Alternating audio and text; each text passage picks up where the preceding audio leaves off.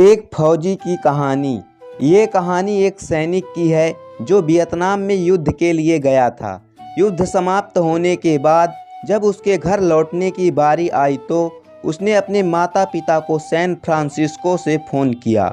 माँ और पिताजी, मैं घर आ रहा हूँ, लेकिन घर आने से पहले मुझे आपसे एक बात पूछनी है। मेरा एक दोस्त है जिसे मैं अपने साथ घर लाना चाहता हूँ। क्या मैं उसे ला सकता हूँ? बिल्कुल बेटा, ये भी कोई पूछने की बात है। हमें तुम्हारे दोस्त से मिलकर बहुत खुशी होगी, माता पिता ने जवाब दिया। लेकिन पहले एक बात आप लोग जान लें, सैनिक बोलता गया।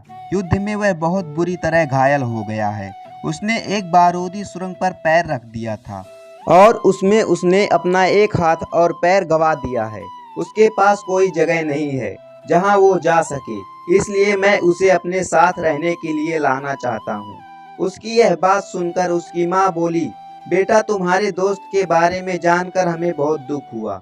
हो सकता है हम उसके रहने के लिए कोई जगह तलाश कर सके। नहीं माँ, मैं चाहता हूँ कि वो हमारे साथ रहे। लेकिन बेटा, अब पिता ने कहा, तुम समझ नहीं रहे हो कि तुम क्या चाह रहे हो। इस तरह का अपाहिज व्यक्ति हमारे लिए कितना बड़ा बोझ होगा। हमारी जिंदगी है जीने के लिए और हम नहीं चाहते कि इस तरह भी कोई परिस्थिति हमारी जिंदगी में दखल दे। मेरे हिसाब से तुम्हें अकेले घर आना चाहिए और अपने दोस्त को वहीं छोड़ देना चाहिए। वह अपनी जिंदगी जीने के लिए कोई ना कोई रास्ता निकाल ही लेगा। सुनकर उस सैनिक ने फोन रख दिया। कुछ दिनों बाद उसके माता पिता को सैन फ्रांसिस्को से पुलिस के एक संदेश मिला, जिसमें उन्हें बताया गया कि उनके बेटे की एक बिल्डिंग से गिरकर मौत हो गई। पुलिस के हिसाब से ये एक सुसाइड केस था। दुखी माता पिता ने तुरंत सैन फ्रांसिस्को के लिए फ़्लाइट बुक कराई और वहां पहुंच गए। वहां उन्हें शहर के मुर्दाघर ले जाया गया ताकि वे अपने बेटे की पहचान कर सके। उन्होंने उसकी पहचान कर ली, किंतु ये देखकर उनकी कपकपी छूट गई कि उनके बेटे का बस एक हाथ और एक पैर था। दोस्तों, इस कहानी में जो माता पिता हैं वो हम में से बहुत से लोगों की तरह हैं, जो अपनी सुविधाओं को सबसे अधिक महत्व देते हैं।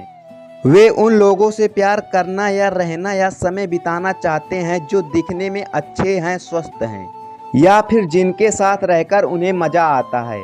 वे ऐसे लोगों को पसंद नहीं करते जो देखने में स्वस्थ, सुंदर या स्मार्ट नहीं हैं, या जिनके साथ वे मज़ा नहीं कर पाते, या जो किसी भी रूप में उनके लिए असुविधाजनक है। वे ऐसे लोगों से दूरी बनाकर रखते हैं।